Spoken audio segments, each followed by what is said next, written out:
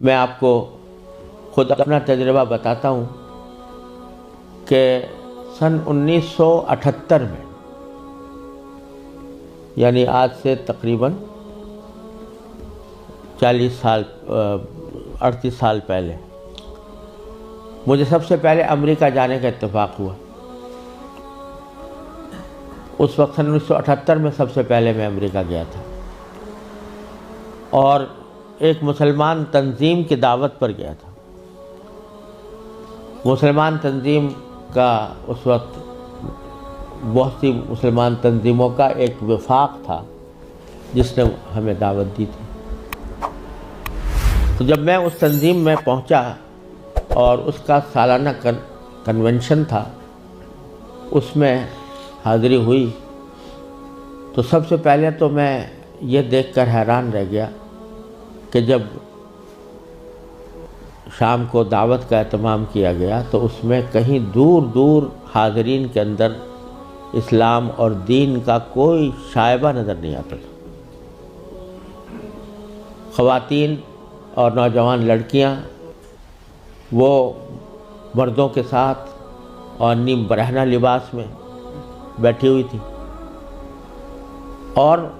پھر اعلان یہ کیا گیا کہ اگر کسی کو حلال کو کھانا کھانا ہو تو مچھلی استعمال کرے، جس کا مطلب یہ تھا کہ کھانے میں حلال کا بھی کوئی فکر نہیں تھی۔ وہاں بیٹھنا مشکل ہو گیا، ہم لوگ کہیں الگ چلے گئے۔ اس کے بعد معلوم ہوا کہ ایک رقص و سرود کی زبردست محفل منعقد ہوئی۔ ایک بوٹنگ کا پروگرام تھا، اس بوٹنگ کے پروگرام میں سارا جو پروگرام تھا وہ رقص و سرود کی محفل میں گم ہو کر رہ گیا۔ یہ سارے نظارے دیکھنے کے بعد جب مسلمان تنظیم جس نے دعوت دی تھی اس کے سربراہ سے میں نے شکوہ کیا کہ بھائی آپ نے یہ مسلمان تنظیم ہے اور اس میں کہیں دور دور بھی کوئی شائبہ دین کا نظر نہیں آتا، تو آپ کیا کرتے ہیں، کس وجہ سے آپ نے یہ اجتماع منعقد کیا ہے؟ تو وہ لبنانی تھے وہ صاحب جن سے میں نے شکوہ کیا، تو اس کے جواب میں ان کی آنکھوں میں آنسو آنے لگے اور کہنے لگے مولانا آپ صحیح کہتے ہیں، لیکن یہ وہ قوم ہے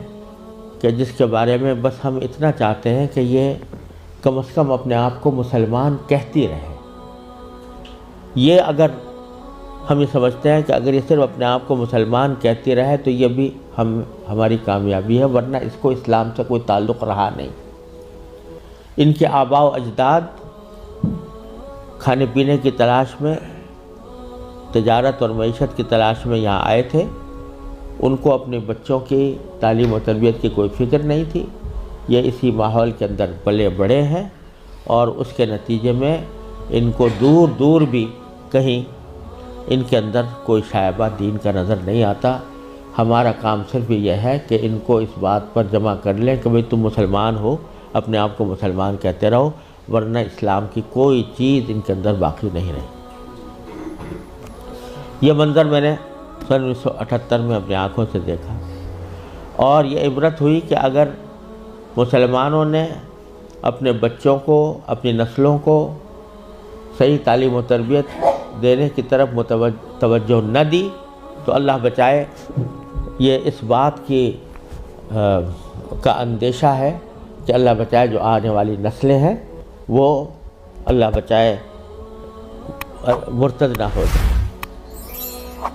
اور اگر خدا نہ کرے ہماری اس بے توجہی اور غفلت کی وجہ سے ایسا ہوا کہ ہماری نئی نسلیں گمراہ ہوئیں،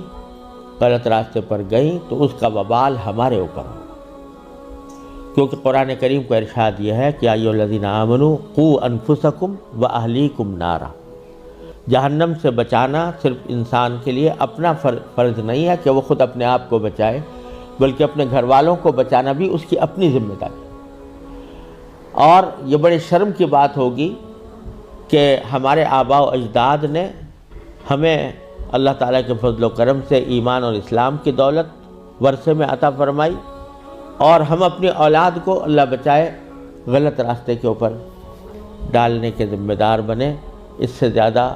شرم کی، اس سے زیادہ نقصان کی کوئی اور بات نہیں ہو سکتی۔ لہٰذا یہ مسئلہ جس اہمیت کے ساتھ توجہ کا محتاج ہے، اللہ تعالیٰ کا بڑا فضل و کرم ہے، اب حالات میں تبدیلی آ رہی ہے، خاص طور سے انگلینڈ میں اور امریکہ میں بھی اب بہت مسلمانوں کو اس طرف توجہ ہوئی ہے، ادارے قائم ہو رہے ہیں، لیکن جس پیمانے پر ضرورت ہے اس پیمانے کی ابھی تک کمی ہے، اور اس کا واحد علاج یہی ہے کہ جس کے دل میں بھی یہ درد ہے وہ دامے درمے قدمے سخنے جس طرح بھی ہو سکے وہ ایسے ادارے قائم کرنے کی کوشش کرے، ان اداروں کے ساتھ تعاون کرے، اس میں اپنے بچوں کو بھیجنے کا اہتمام کرے۔